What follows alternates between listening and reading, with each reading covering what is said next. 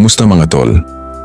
Sa darating na June 2026 sa Japan, inaasahan ang isang explosive na laban sa pagitan nina John Riel Casimero at Luis Neri, isang sagupaan ng lakas, bilis at karanasan.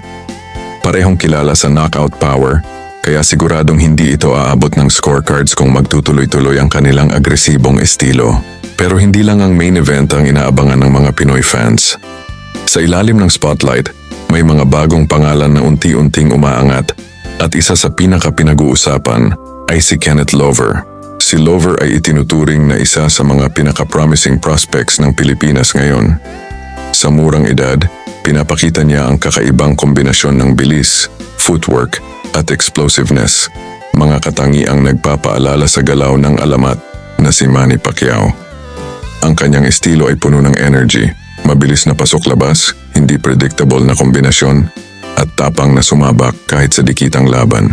Ayon sa mga ulat, posibleng maging bahagi si Lover ng undercard ng Casimero versus Neri event o kaya naman ay lumaban sa parehong fight week. Kung mangyayari ito, malaking oportunidad ito para maipakita niya ang kanyang talento sa international stage, lalo na sa Japan kung saan kilala ang mataas na antas ng boxing competition. Para sa maraming fans, ito ang simula ng bagong henerasyon ng Pinoy boxing.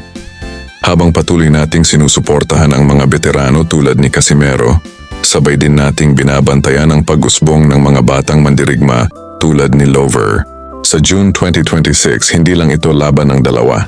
Ito ay selebrasyon ng boxing at posibleng pagsilang ng susunod na bituin ng Pilipinas.